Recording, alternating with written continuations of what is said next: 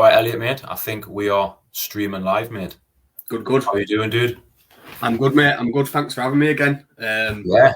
If it's anything like last time, people watching will be in for a treat, I think. So, yeah, thanks Of course, for having mate. me. Of course, mate. So, yeah, just quickly before we get into it, I've had you on my podcast before, but I guess my old podcast wasn't really a podcast. It was just I was streaming videos, getting interviews on, whereas now I'm doing it the best I can. I'm streaming it to Spotify, YouTube, Facebook Lives. So it's all going to be available as well. So whether people are watching live or they're watching the replay on Spotify or YouTube, this is Elliot Miller. He's an online coach just like myself. We are both on a mentorship mindset program together. So that's how we met. And he's got some really good insights on how to help people get results, how to help them deal with their mindset, overcoming fear. And that was mainly the thing I wanted to talk about with you today, Elliot. So yeah, normal, boring podcast. Start off. Who are you? Where you from? What do you do? Give the guys what they need. So Sam's pretty much just hit the nail on the head. I'm an online coach. I work specifically with guys, overweight men, and I help them lose up to 30 pounds in 90 days and beyond. And I also help them become irresistible to their other half as well, because who don't want to be irresistible to the other half? I know Sam through a coaching program with Paul Moore. Some of Sam's followers, I'm pretty sure, will be aware of who Paul is. Been a part of that now for coming up to 2 years. And that, in a nutshell, that's pretty much it. Very similar to Sam in terms of, coaching, our style, our beliefs, and our hobbies as well. More recently, which I'm sure we're going to touch on as well. So yeah, in a nutshell, that's who Elliot Miller is. If you want to know more, go follow me at Train with Elliot. And that's pretty much it, really. Yeah, of course, mate. I'll keep all of the when this gets published officially, I'll put all of the links to where you can catch Elliot in the description and things as well. But that leads us on nicely to the podcast topic. So I messaged you a few weeks ago, Elliot, and I says, let's talk about this overcoming fear thing, being humbled, having to deal with the negative emotions of fear and fear-based emotions, but also let's talk about like things like martial arts and our physical representations of how we overcome fear. So you're a martial arts guy, right? Very, very at the beginning of my journey, mainly Brazilian Jiu-Jitsu. I've been training that now for about 9 or 10 months, and doing bits of striking, MMA, kickboxing, and stuff like that as well. And like we were having a bit of a chat before we came on live. Everything else in life seems easy now for me. Doing this kind of training, certainly the jiu-jitsu. As you can see, I've got a bit of a war wound here, a bit of a cauliflower ear. Don't let that put you off if you're thinking about trying it. But yeah, I mean, I'm really, really, really early on in my jiu-jitsu career. I'm a white belt. I'm at the bottom of the pile. Like, I get fucking beat up 2-3 times a week, very much on a regular basis. I'm not getting beat up quite as much as I used to, but I'm still getting beaten up. And yeah, like I say, life now, just like the stresses of life just seem nothing. They're just pale in comparison to when you've got a 110 kilo guy laying on top of you and you can't move, you're struggling to breathe. Like, that panic and that fear sets in. Like, that, to me, that's what real fear is like when you've got a guy who wants to strangle you laid on top of you. And that's very, very tough. It's very challenging for your ego because, I'm very much a man's man, a modern day man, whatever you want to call it, come from a rugby background, all that kind of thing. And I'd consider myself, fairly tough. And then my first day on the mats, I got choked out by a lad who probably weighed 20 kilos less than me. And that were a very humbling experience, as you can probably imagine. And there's not a week that goes by where I don't get humbled and where my ego doesn't get tested on the mats. And again, there's so many, like, speak to anyone who does jiu-jitsu. There's so many life lessons that that sport teaches you. And for me, keeping the ego in check on a regular basis is one of the keys to building resilience, building a strong mindset, and just being able to be successful in other areas of your life, as I'm sure you'll agree. Love it, mate. I love it. And I think, to be honest, it was our last little chat we had that kind of planted the seed in my head. Let's start something myself. Now, I'm nowhere near as far as you. I don't do jiu-jitsu. I do boxing and a bit of kickboxing, and I'm very much a beginner. Don't get me wrong. Have I had experiences of fights in my life before? Absolutely. And I think, if people could, who I know would say, yeah, Sam, you can handle yourself. I know I can handle myself, but that means nothing when you start this. Yeah. I already knew by talking to you, you were like, yeah, that means nothing, Sam. And I'm thinking, okay. But by the time I first went to one session and you see everyone around, you're just like, these are different animals. I am nothing. But you know what? I actually like that feeling. I like that feeling of going, I'm not as good as I thought I was. And it's very humbling, because now you can see the gap with where you are now versus where you want to be. And this doesn't just relate to martial arts or any kind of sport. That's a life lesson. And that is the thing that I learned hugely from it. And, because I realized I was doing difficult tasks. Don't get me wrong. Running a business, helping a lot of people, work on your mindset. Those are difficult tasks, but they're difficult, easy to me. They're tasks that I know I can do. They're hard, but I know I can do them. Whereas I think people are put off the things that they're not really good at. Like, it's very easy to do things that you're good at, even though they're difficult.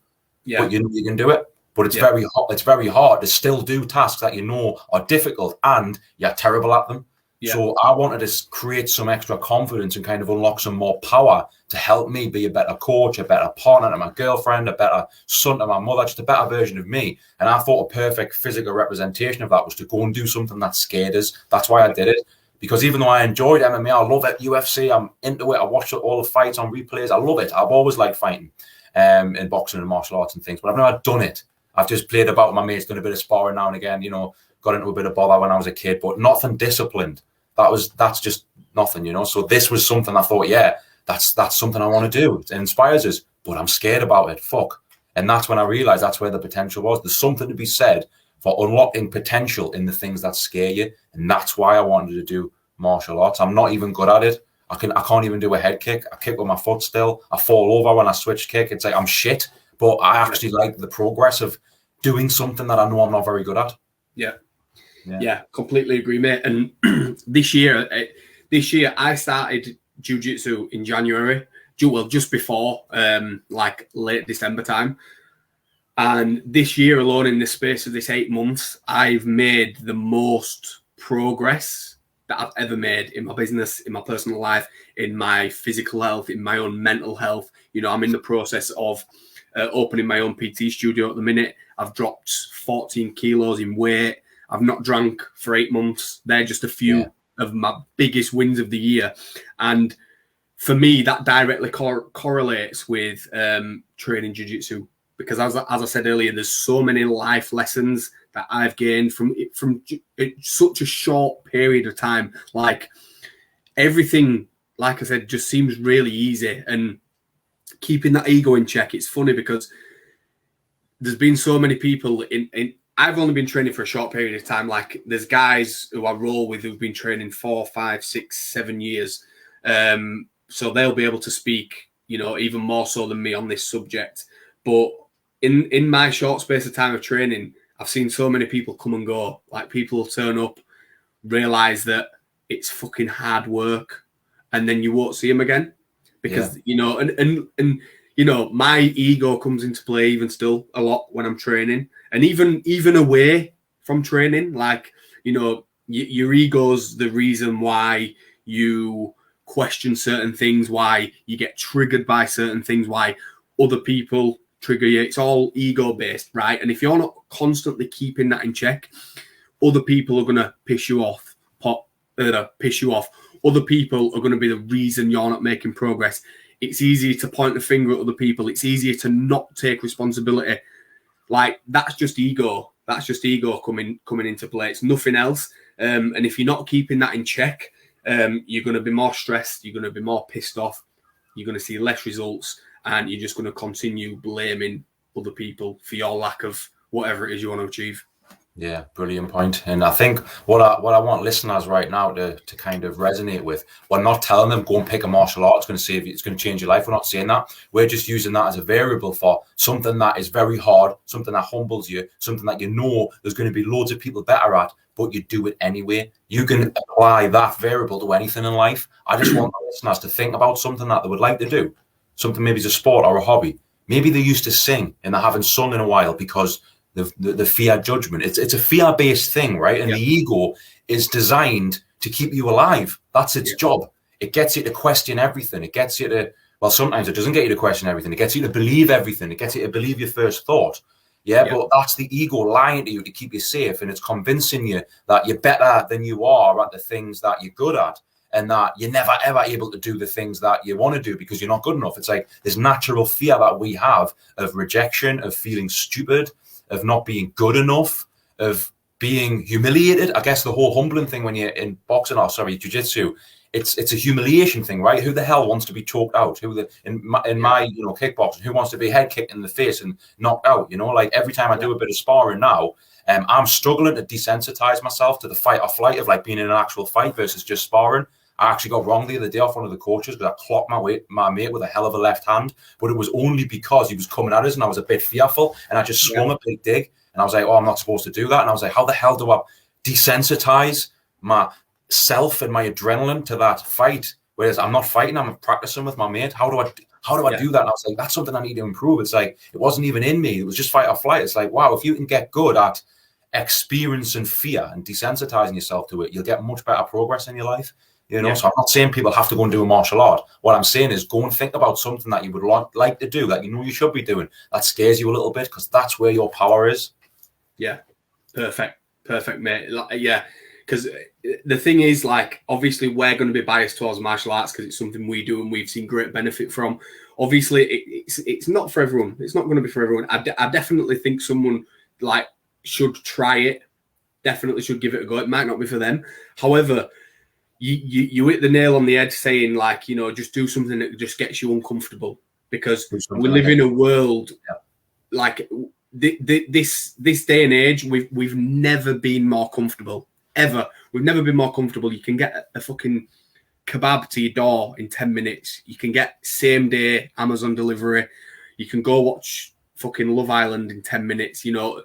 All these home comforts, we're surrounded by comforts, and it's really easy to get sucked into that, all this instant gratification, and you can get likes instantly on a photo, which make you feel good and makes you feel wanted, makes you feel like you're good enough, makes you feel really comfortable. Now, going into a mat or a gym or putting yourself in a situation that's where you feel a little bit vulnerable, a little bit uncomfortable, and and it does raise a bit of anxiety. Like anxiety, the feelings of anxiety isn't a bad thing, in my opinion. It's not a bad thing. It just, it's our body getting excited, in my opinion. That's all it is. And I like that feeling. I like walking into a gym being nervous and being scared, because I know that it's good for me. I know it's going to benefit me. Like, what benefit am I going to get from being sat at home, stuffing my face with shit food, watching crap TV? Like, I'm not going to gain any benefit from that. And we can talk about exercise and the benefits of exercise. And yeah, that's great. But even still, some people go to a gym and they'll just walk on a treadmill for 15 minutes. That's not really going to benefit you. What's going to benefit you is finding something that you want to do, something that the thought gets your heart going a little bit, gets you feeling a little bit anxious, a little bit excited. I'm not going to say the word anxious, actually. I'm going to say excitement, because for me, that fast heartbeat and those anxious feelings, it's just my body getting excited at the thought of a new challenge, right? Find something you want to do, something that's going to make you feel a little bit uncomfortable, and you just do it. Like, people talk about, I've got gym anxiety. I've got this thing I really want to try, but I'm a bit nervous. I don't know what to do. Like, I don't know if I should do it. Like, literally, there's no secret tips or hacks to this. Just fucking turn up and fucking do it, because you're not that special. No one cares about you. There's 60 odd million people in the UK. You are not as special as you think you are. No one cares about you as much as they think you do. And a quote that stuck with me only recently, like I competed in jiu-jitsu and I was putting all this pressure on myself. Like I've been training really hard. I was putting all this pressure on myself to do well. And one of the lads who I train with said, Elliot, in 50 years, no one's even going to know who Elliot Miller is. Why are you putting all this pressure on yourself? No one even knows who you are at that competition. So just go and enjoy it.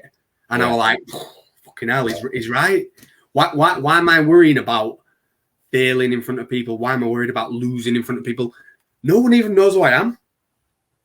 Do you know what I mean? And it's like people that are fearful of trying something new, leaving the job, you know, trying a new workout, whatever it is, like no one cares about you. No one's bothered. People are too wrapped up in their own lives. And again, that's that ego coming into play, right? 100%. Like those stories you tell yourself, I'm not good enough. What if I fail? What if people look at me? What if people laugh? That's your ego. And your ego is doing a good job of protecting you, right?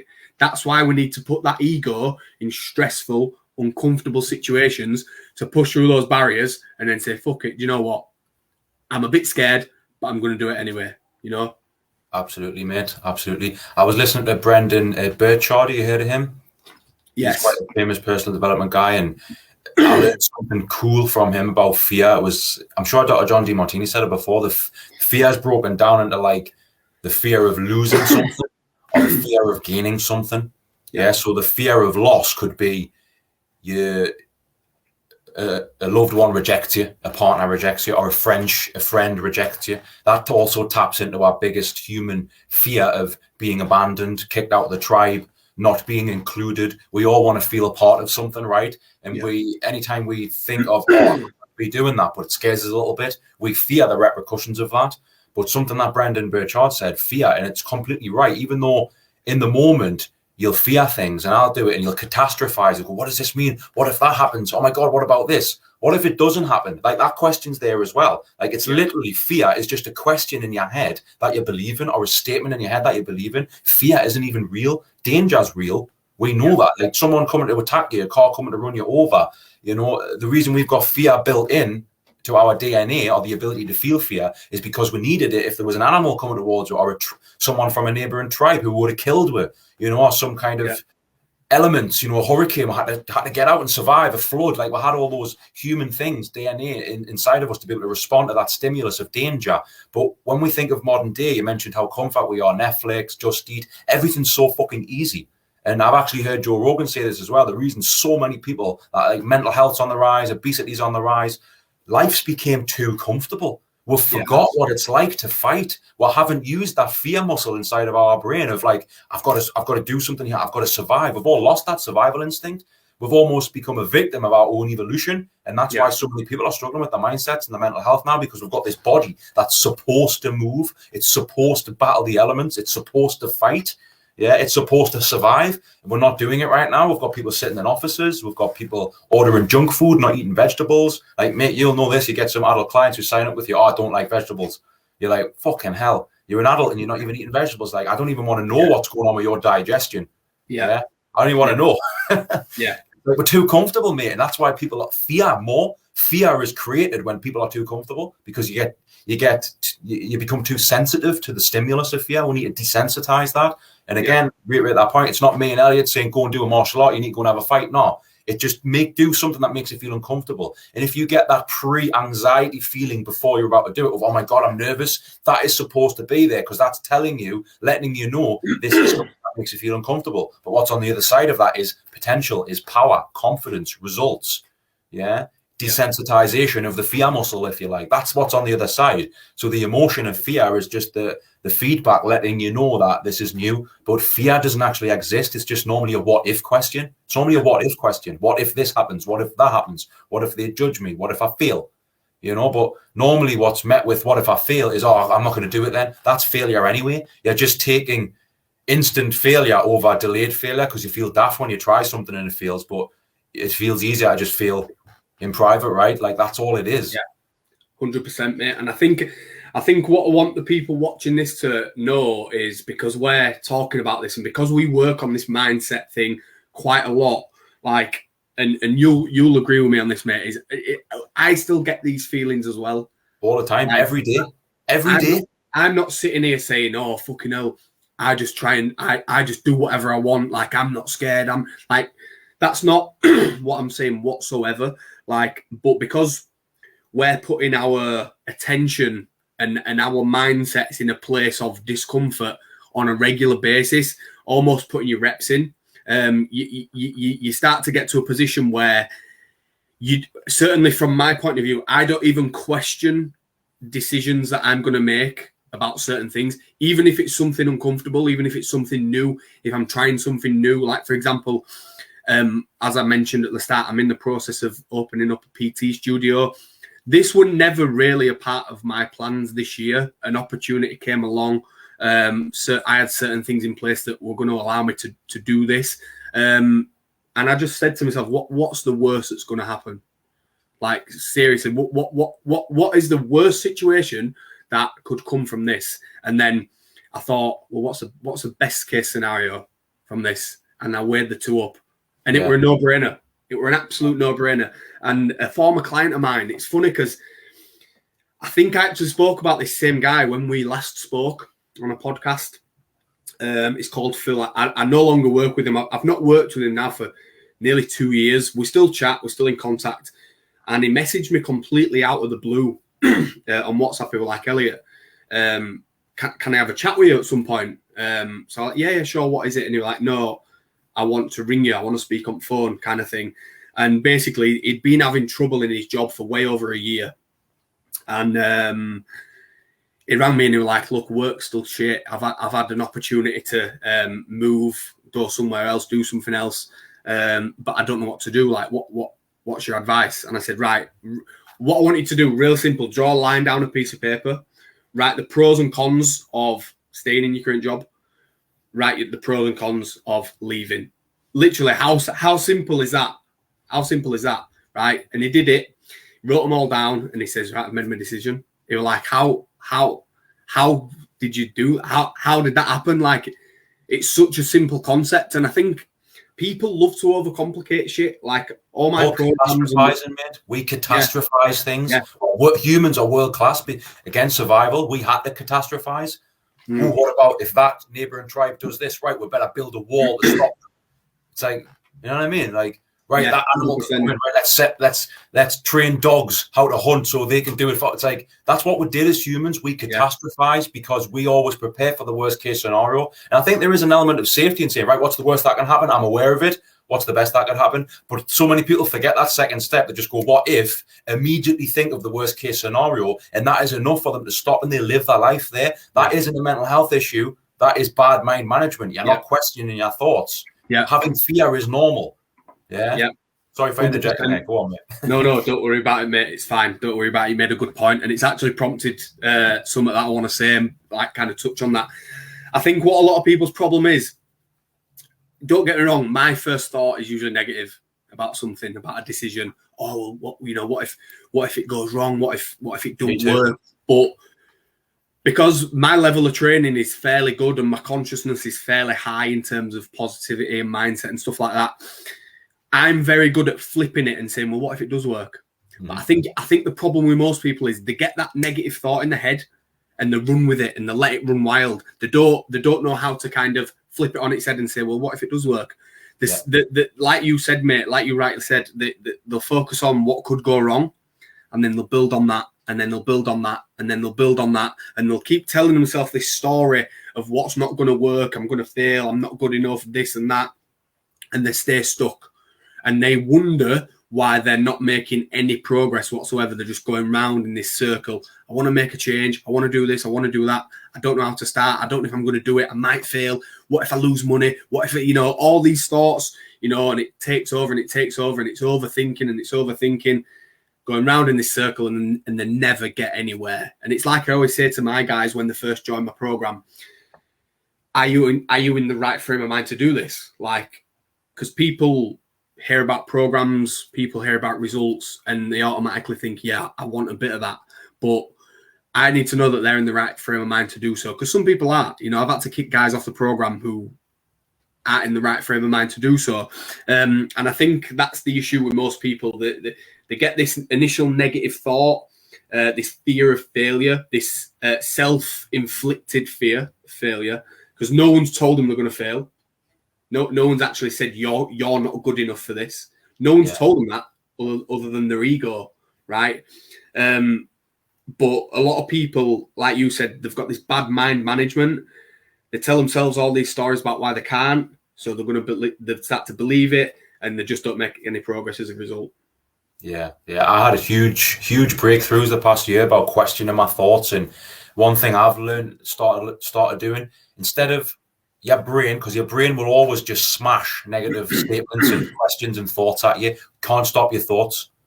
I think a lot of people put mental health, improving their mental health on a pedestal and be like, right, I'm not going to be happy until I never feel anxious anymore, until I never feel scared, until my depression's gone. It's like, right, that's a bit unrealistic. What you have to do is learn to put the reps in and question your thoughts, and that'll help improve your mental health. What I started doing, instead of just getting a negative statement like, oh, what could go wrong? Oh my God, what might happen because of this? Like that's what's your first thought's going to be. But instead of allowing it to be a statement with an exclamation mark, put a question mark on it. Every thought you have, question mark. Oh my God, I'm not good enough versus I'm not good enough. I'm not good enough. Why am I not good enough? Yeah. What could I do to make sure I'm good enough? Have I got any previous proof to show that I'm not good enough? What did I do then that I wasn't good enough? What would I do differently now? Just add a question mark to every thought you have. If you can get good at doing that, do you know what? Life. Yeah, do you know what as well? Most people don't even know if they're good enough because they don't even try the thing that they want to do. Yeah. Do you know what I mean? It's like they just believe the statement to be true and never question it. Yeah, but what evidence have they got to show that they're not good enough? Yeah. None. Yeah, that feeds back to that subconscious narrative of I fear failure, I fear being judged by people, so I'm going to convince myself I'm not good enough, so I don't even have to try because I'm too scared to know if I am good enough or not. Yeah. I realized I was doing that. I was back in 2018, I was struggling with anxiety, depression, my story, mate. And I kept pointing the finger and blaming for why I wasn't happy with my life. But really, that blame was just a way for me to shift responsibility to the fact I knew I was too scared to even try. I was just scared. And when I kind of went on that full loop, I was just like, yeah, I'm just scared. Okay, right. I know I'm scared. Is that a problem? Not really. It's kind of normal. So why don't I just try and see what happens? And that totally changed my life. Just learning to question my thoughts and actually accept, I am scared. Most people aren't willing to say they're scared. I'm scared every day, but I know it's supposed to be there. And I know that's just a representation of the things I'm trying. So when people believe these narratives and the first thought of, I'm not good enough, I've never been good enough, I'm not worthy, it's like, that is just statements that your brain's telling you to feed your subconscious narrative of you're scared, and here's a justification that you don't have to do it because you're scared. It's like, it's just keeping you stuck. Goes back to that comfort, right? So learn to change your negative statements into questions. Can I just add a question mark onto that? And that opens the door for another question. And we know questions are the steering wheel of the mind. And again, that's what Brendan Burchard said about fear. It's always a what if statement. When we think of something that could scare us or might go wrong, we'll go, what if this happens? What if that happens? What if I look stupid? What if I fail? What if I get rejected? What if I'm judged by my friends? What if someone says something nasty about us? Like that's the fear, right? Or what if we lose money? What if I lose this? The fear of loss or the fear of gain. It's always broken down into that. But we can change that what if statement and just flip it on its head, like you said. Well, what if it does go right? What if I am good enough? What if people won't judge me and they actually accept me? What if I actually feel amazing after I do this? Like those are questions that you can have just as much as the negative ones. People have just got terrible mind management where they've never understood what their thoughts actually mean. They think they're true. They think that the thoughts are like premonitions to what the life is. It's like, no, you've got to learn to question your thoughts. Knowing that I could question my thoughts, or when I learned how to do that, it totally changed my life. I thought my thoughts were like the gospel. Oh, I'm not good enough. I'll never be. I'm scared of this. I can't do it. I'm struggling with my mental health. And I get it. I really was at the time. And I know people feel like that as well. But just learning to question your thoughts opens up this whole other side of fear where you're like, well, what happens if it doesn't go wrong? Yeah. What happens if it goes right? What happens if I am good enough? Like that is there just as much as the what if you're not. It's still there. It's you've got a perspective that you can decide to have. And I think a lot of people with bad mind management, the correlation with people with bad mind management who also struggle with their mental health. I'm not saying that questioning your thoughts is going to change your mental health problems overnight. I'm not saying that. What I'm saying is it can allow you to practice and build more confidence to where you'll start changing actions, which will change your life. Yeah. It's all about questioning the thoughts. Yeah, 100%. And I think one thing we've got to understand about fear and self-doubt is that it's not going anywhere. I know. You're always going to be a little bit fearful about making big decisions. You're always going to doubt yourself, right? But it's about breaking through that fear and that self-doubt, because what people have got to understand is those thoughts and that ego keeping you in check, it's just there to make sure you do a good job, right? And if you weren't doubtful about things, if you weren't fearful about things, I'd question whether that's the right decision that you're making, because there's probably, whenever you launch a new program, whenever, you open the podcast studio, moved into your new office, there was probably a lot of fear and a lot of self-doubt there as well. Still is, mate. Still is right now. Yeah, 100%. There always is. But that's not a bad thing. That's just, it's there to make sure that you do a good job. And you've got the training and you've put the reps in to kind of break through and break down that barrier of self-doubt. Whereas I think a lot of people, that's what they struggle with. And they think that because they doubt themselves, that they're not good enough, But I know.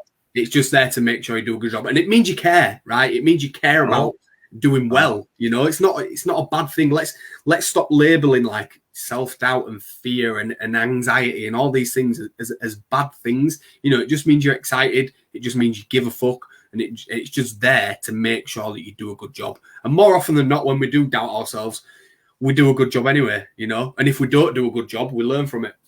Yeah. I learned this as well. I mean, I still have to question myself daily. Like I said, you mentioned like opening up a new program, a new office. I've had a few little issues within my business the last couple of months, which have tested me to my limit. But that previous level of training has allowed me to get through it and kind of realize the growth and the discomfort. But, I guess it is a case of you're always going to have these thoughts. You're always going to have self-doubt. You're always going to have fear. You're always, well, not always, but you could potentially always struggle with with feeling anxious. But we have an ability, people have to remember, humans all have an ability to question their thoughts. And it's not the thought that's the problem. It's what we make them mean. What are we packaging these negative thoughts up as? That's the problem. And when I learned that I can actually package my negative thoughts up differently, that's when I started getting the answers rather than just believing them to be true. So that, like you said, the self-doubt is supposed to be there to let you know if you're doing a good job or not. And I would even question if, like, I get a new client in my program, right? And if they always say, I'm really scared, sound like I'm doubting this, like, I don't know if I'll be able to do it. I'm like, that's amazing. I would be questioning you if you didn't feel like that. Do you know why? Because this is brand new. This is big. You're pushing through some barriers right now. Can you see that? Yeah, I suppose you're right. Yeah, it kind of calms them down a little bit because I know exactly how they feel. I empathize with them. I put myself in their shoes. I get them to relate and I resonate with them so I can relate to them. They trust me a bit more and they realize actually he's kind of talking sense. Whereas if I just shot them down and went, oh, shut up, man, you'll be fine. It's not actually telling them how they feel. So it's normal to feel like that, So you can do that with yourself. So anyone listening, the next time you feel scared about something, hopefully this podcast can be the mental trigger that's just been imprinted on that brain to go question my thoughts. Can I add a question mark on the end of that sentence that I've just repeated to myself in my head? Yeah. That's the power. It's questions, It is, mate. It is. Questions is the steering wheel of the mind, and I can't stress enough, if you want to like push through these feelings of fear and self-doubt and, questioning your ability and stuff like that, you've got to put yourself in these uncomfortable situations as much as you possibly can. You've got to put your mind and your physical body in uncomfortable situations. Because again, like we spoke on, life's too easy these days. Everything's handed to us on a plate. You can get whatever you want, whenever you want. Yeah. Instant gratification, never been higher.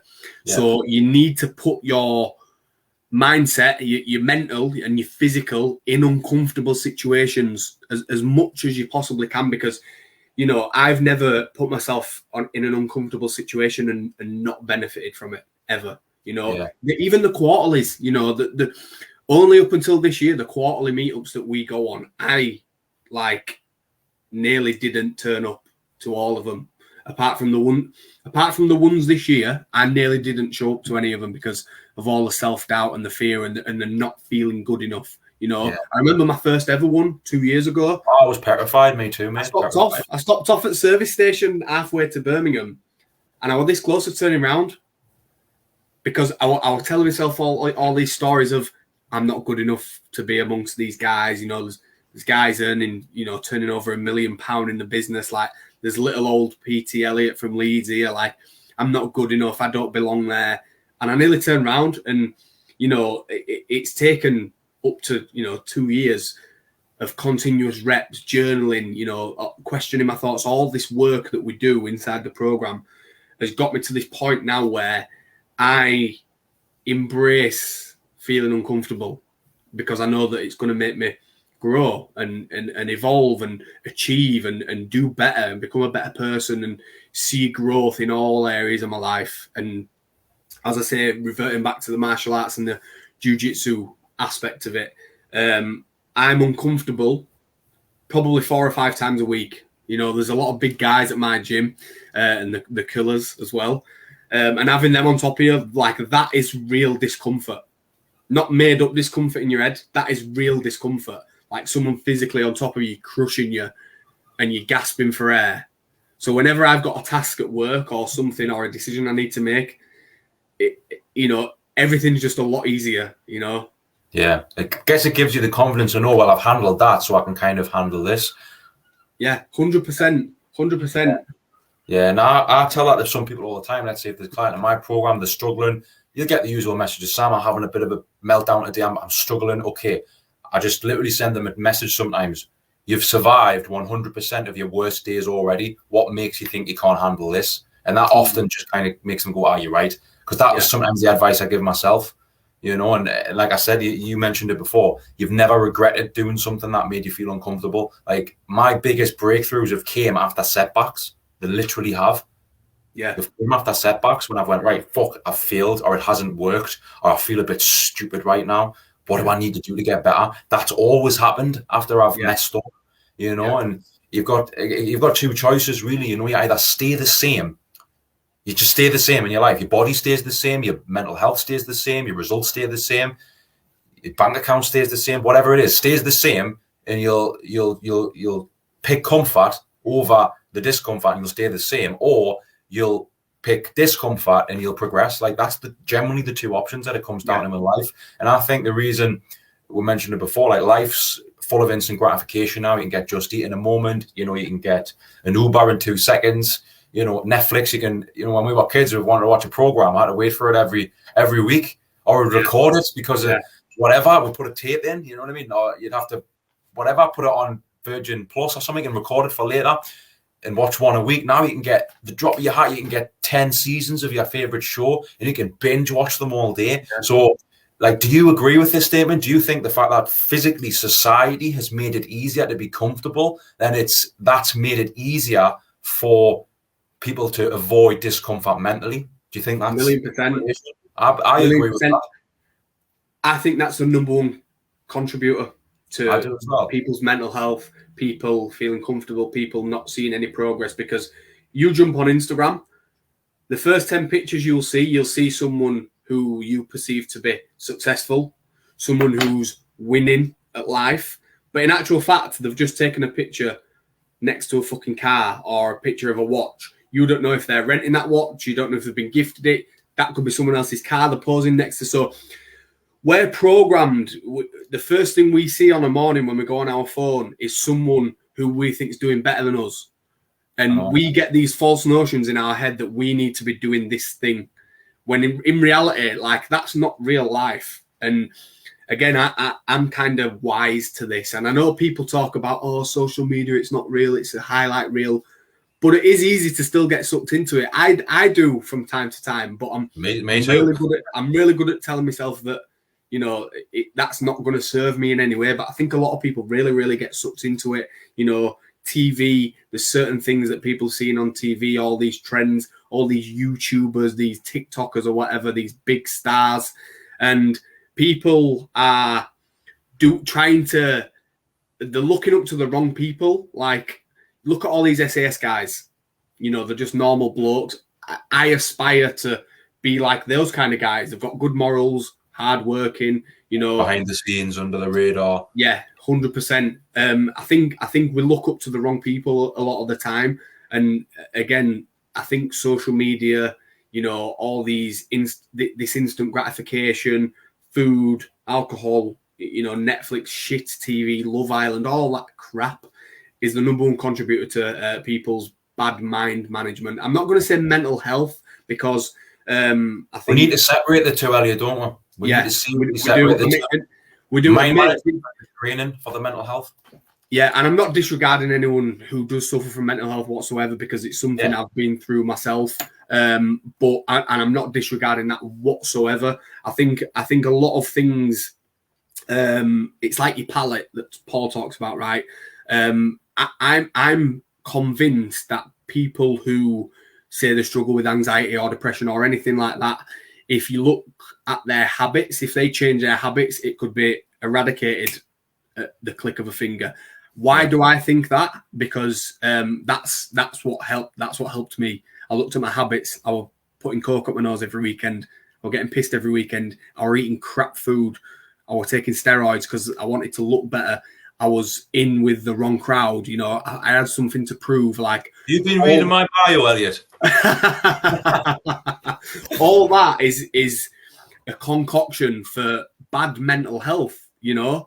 And the minute I eradicated all those things from my life, like, funnily enough, I started feeling better. I started achieving more. I started feeling more confident. So I think, like you say, we do need to separate the two. That's not undermining what anyone is going through. But I think a lot of what we're seeing in daily life, in the media, you know, all this COVID, all this kind of thing, is contributing to a lot of people's bad mind management. And our society's run on fear. It's run on fear. Like, just look at the news articles. We don't have to get into specifics because I'm not here to do that. I'm just saying, take a step back from what's going on in the world at the minute and just look at the news articles. It's never given context. Like, they could say, right, the COVID numbers have tripled in a night, in overnight, and you go, oh my fucking God, what happens if one person had it and 3 people now have it? There's no fucking context. So think about it. Like, people don't realize that society, the news, the newspaper, social media, what people say, we're totally wrapped up in fear, because every single human on this planet who've ever existed has had fear hardwired into their DNA. We're supposed to be fearful. We're supposed to be aware of what could go wrong, because that keeps us safe. That allows us to create life and society and stay alive. So we're supposed to have fear. But every single person's being corrupted by that. And then the powers that be play on that. It's psychological warfare, mate. So we've been ingrained since we were born. As soon as we're able to read and listen and look at the news and form opinions from things, we've been bombarded with fear. Everything's fear. So no wonder people are acting out of fear right now. No wonder people don't know how to question their thoughts. They've been brought up on fear. Yeah. Everyone's got that family member, right, who's like, oh, you don't want to do that because that might happen. Oh, no, don't do that. No, no, I don't want to do that. Like, everything you say positive, right? It could be a positive thing. Oh, I'm trying this, I'm trying that. And they'll not even take on what you've said. They'll just immediately smash you with a fear. And I'm like, you're just being corrupted by fear. Mate. You're totally brainwashed. You're brainwashed by fear. Mate, I've had it this week. This week over this. Yeah. Oh, I don't want to do that, Elliot. Oh, I don't like that new sport you're doing. What about your looks? What about you? You know, it's like, you know what I mean? Yeah. Completely get that, mate. We've all been brainwashed by fear ever since arriving on planet Earth, and nobody talks about it. You know, nobody actually makes the link between, hang on, have I been totally overwhelmed by fear? Yeah, I have, because everything to do with fear is in society.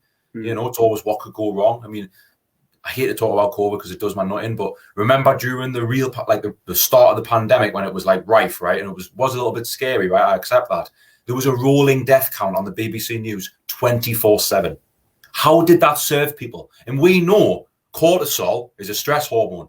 We know cortisol lowers people's immune systems. So why the fuck was there a rolling death count put on the screen 24/7, which people were sitting in the house at home going, oh my God, and then catching it. They had nowhere to go. They had nowhere to go. Like, come on. It was psychological warfare from day one. Anyone who can't see that this whole thing right now has been psychological warfare from day one, I don't even know what to say. That's not me saying it's not real and we shouldn't be careful. Absolutely. I'm just saying, come on, think about it. And think about how the powers that be, bombarding you with fear every day. Think about how that is affecting your thought process. Have you had the ability to question thoughts, or have you never ever been taught about it? Because no one has. Think about in school as well. You get brought up on fear. You get brought up on fear at school. If you don't do this, you're not going to get that. I got told off a teacher at 12-year-old just because I pissed about in science. I'm going to go to jail as soon as I leave school. That's fucking terrible. Mentoring by a teacher, by the way. Yeah. As an adult, I'm looking back and thinking, even though I was a little shit and I was getting up to no good, but I'm like, come on. Like, fear is just ingrained in society, you know, and we'll bring up kids with fear. Don't do that because this will happen. We never teach other humans how to question their thoughts.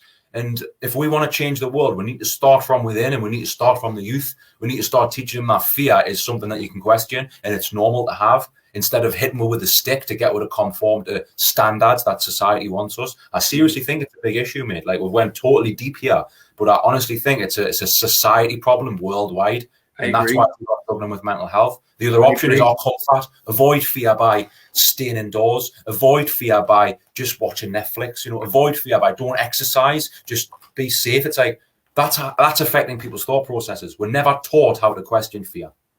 100%. And again, I agree. Like saying, it's a society thing, and I think it's only going to get worse.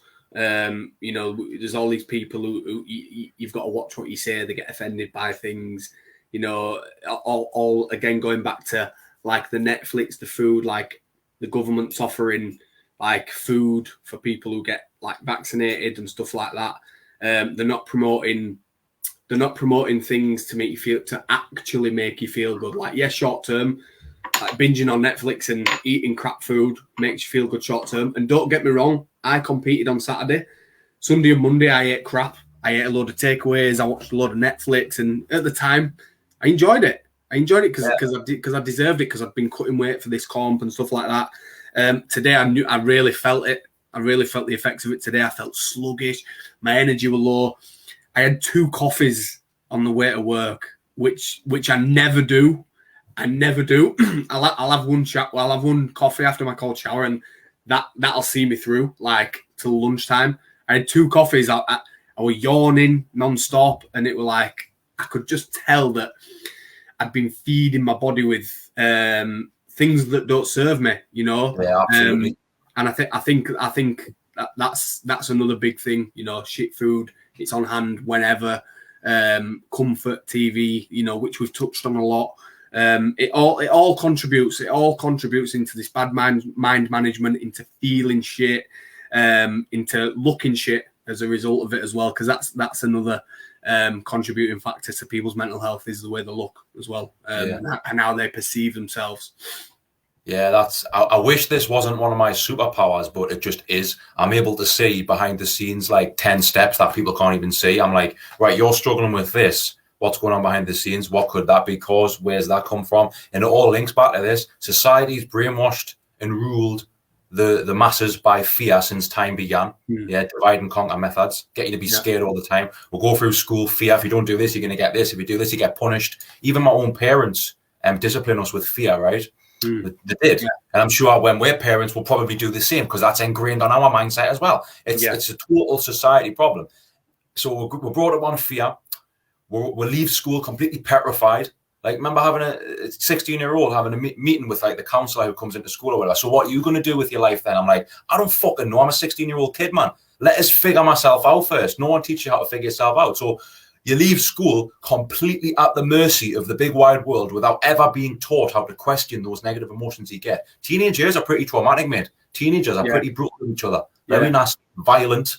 You know, we'll start discovering things like sex and, you know, things like that during that time. It gets pretty hairy in more ways than one pretty fast, right? And then we leave school at 16 not having a clue how to respond to our negative emotions. And because society is like, right, you've got to do this, you've got to get a job, you've got to get qualification, and then throw social media into the mix with all these comparisons, people haven't got a chance. They haven't got a chance. And by the time they're in their mid-20s, they're overweight, they've had 10 years of drinking, drug taking, you know, comparing their life to other people, they're already gone. If they can't have the ability to question their thoughts by the time in their mid-20s, that is just going to be something that they're ingrained in. And it breaks my heart. I'm able to walk down South Shields, King Street, South Shields Town Centre, King Street it's called.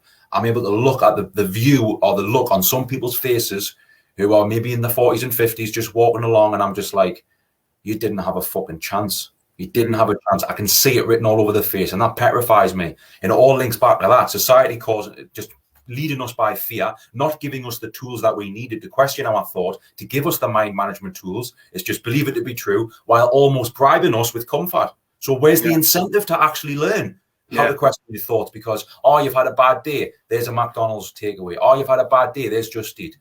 Oh, it's raining outside and you're bored, there's Netflix. It's like, think about it. I want everyone to listen right now to what I've said. Some people will be totally triggered by what I've said because I'm describing their life. I get that. But some people will be going, oh my God, Sam, you've just hit the nail on the head. Like, that's it. Think about the links behind the scenes. Has it started from childhood? Were we brought up on fear? Yeah, it was. In school, you do this, you get that. Think about the news, the movies we watch, all the TV, the comparison to social media. Is there a fear element? Absolutely. Do we leave school with the practical tools needed to question our thoughts and create good mental health? No, we don't. We'll get thrown to the wolves and we've got to figure it out ourselves. Has that affected the mental health of adults in society? 100%. And where's the incentive to even change when we've got instant comfort, keeping us stuck? There's no incentive. The whole society, the whole humankind, if you want to call it, it's totally backwards, mate. And I had this epiphany in my mid-20s and I was just like, holy fucking shit. Holy shit. People just do not get this. So that's literally that. This inspires me so much right now because I see it as my life's mission to educate people to how to get themselves out of that trap. You know, and it's not even about getting a body you want. Like it's about feeling good. I just want to feel good. I want to have the ability to question my negative thoughts. And if I do feel scared, I do feel depressed, I want to know what it means. I want to know what it means. Just tell us what it means. Teach us what it means. I just want to teach people that can question all these negative things, you know, and it doesn't have to be that way where you're always scared of failure. You're always scared of the future. I was petrified of the future when I was 18, 19. Have a think about why. Because I was taught at school, if I don't do this and do that, you're a failure. If you haven't got this, you haven't got that, you're going to end up in jail. Like it was that seed was planted in me to be a scared, petrified individual. And then I got thrown to the wolves without any tools to question it. It's like, it's just so obvious to me, you know, and I hope people can understand that whole link from society, when you're born, the news, social media, comfort bribed at you at the least little moment. As soon as it gets tough, you have some comfort. Yeah, that's it. People need to break out of this. It is, mate. And I think when I was kind of leaving school and stuff, Facebook were only really just coming in. So I kind of missed that whole social media blowing up and Instagram and all this kind of stuff. So I really fear for kids now, Elliot. I really do, because it's even harder for them. I really do. Yeah. Fear for them. Yeah, I don't even know if I want to have kids, mate, because the way the world is now, I honestly don't know if I want to have kids. Yeah, and I think that's why it's more important to kind of educate people to... And it's just about being self-aware, I think. Being self-aware of, like, being able to identify, like, well, that's not real, or that's just a snapshot of someone's life. I think it's programming, mate. I think we've been programmed and we don't even know it. People need to deprogram themselves. Yeah, 100%. And as I say, just being self-aware about what makes you tick, why you are the way you are, and what things serve you. Like, I'm very self-aware. I know certain things that I need to do on a daily basis to make myself feel good. I know things that don't serve me and don't make me feel good. It took me a while to figure it out, but I'm very self-aware of what makes me feel good, what doesn't make me feel good, and what to avoid and what to move towards more. And I think, again, like this journey of self-discovery, mental health, mindset, self-awareness is key. And again, this self-awareness thing comes back to your ego. Like when people want to question themselves and challenge themselves and call themselves out, the ego gets in the way. And they're like, oh no, I'm all right. Like, you know, it's not my fault. You know, I'm something happened in my past, like someone else did something and it's not my fault. This is how I am, or whatever it is. But once you learn to kind of challenge that ego and drop that ego and become self-aware about what makes you tick, what makes you feel good, and all these kinds of things, that's when you're going to start to improve your mental health. That's when you're going to start to become more resilient. That's when you're going to start to become more confident and more positive and more empowered. And as a result, live a more fulfilled life. Yeah, amazing, mate. I love that point you've made. And I heard someone talk about it. What's he called? I think he's called Rob. Is it Rob Croner? Have you heard of him before? No, I don't. I might be getting the wrong name. He's like a therapy guy. Like, he's a therapist. He's got coaching clients and things. He's on YouTube all the time. But he talks about, we get so wrapped up in the external. We're always looking, that's the reason why I'm unhappy. This is the reason why I'm unhappy. And those things might very well be making you unhappy.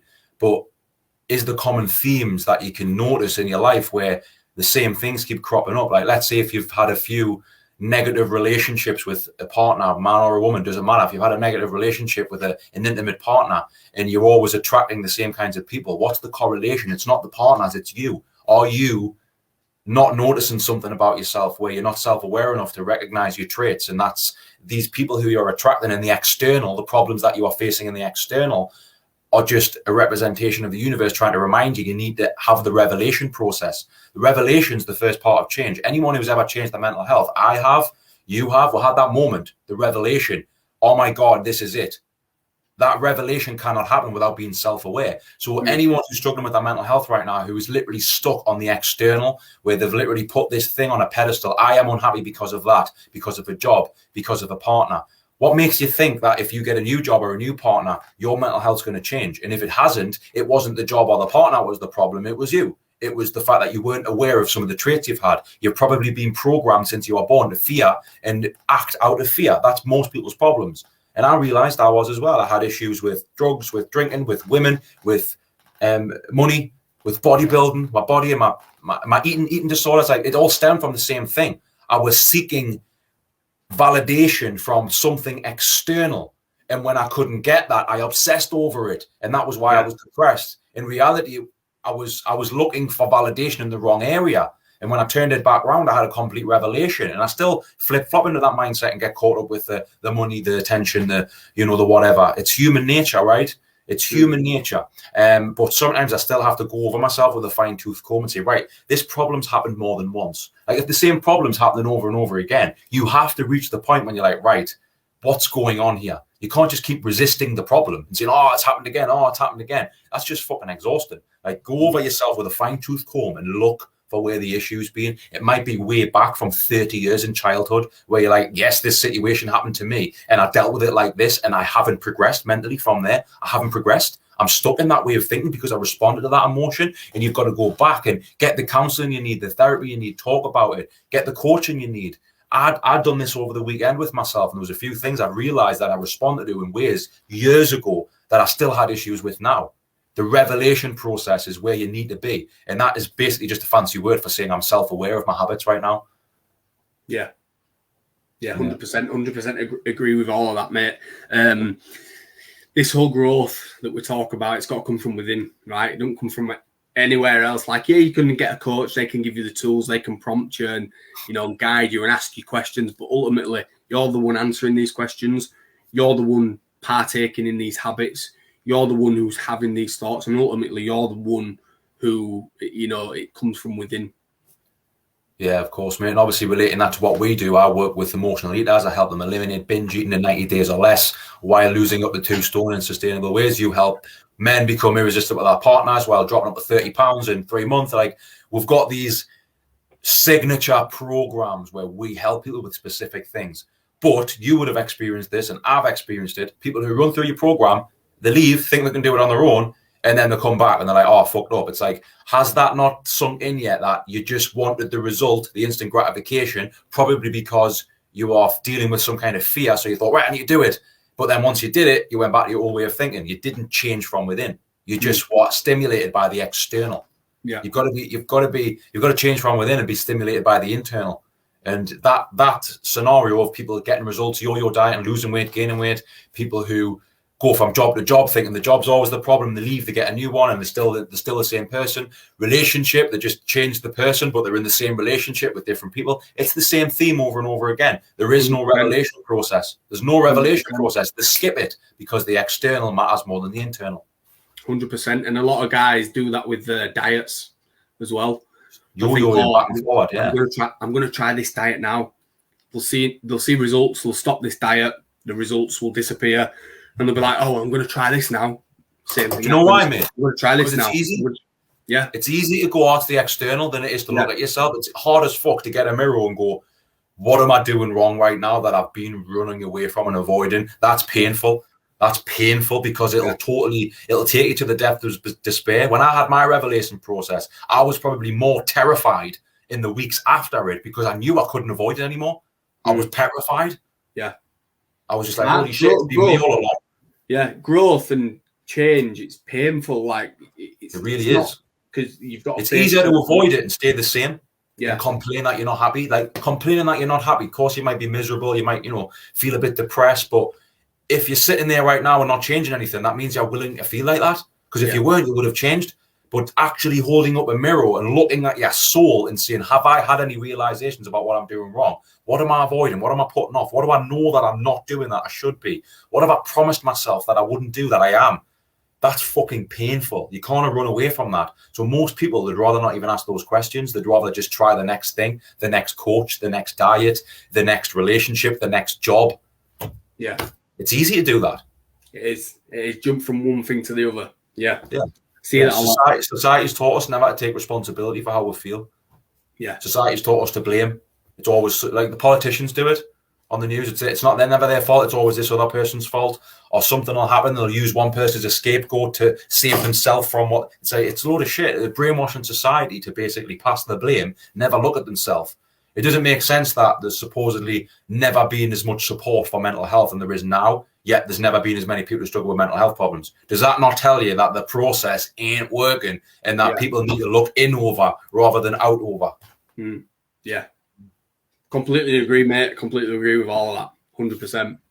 Amazing, mate. So, yeah, we've been on an hour, mate. We've covered everything to do with failure and fear. But tell us about your next plans for the martial arts and things, though, mate. Before we wrap it up, like, what's your main goal for that? Is it more of a mental thing, or you actually got some aspirations to level up?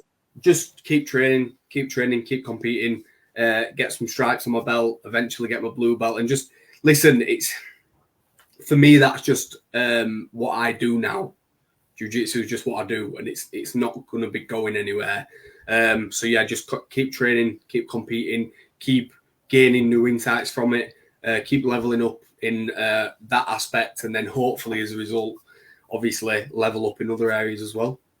Yeah, amazing. And again, I just want to resonate with that point. I've never said people you need to go and do a martial art and do a fight, otherwise you'll not improve your fear muscle, if you like. What we are saying is that's just a physical representation of what it could be. For some people listening, that could be an uncomfortable conversation with one of their partners or their kids who they've had some boundary issues with. Like, I get a lot of clients who they put their kids first, they put their partner first, they put their job first, and they're overwhelmed, and that's why they're binge eating, that's why they're drinking all the time, that's why they're overweight.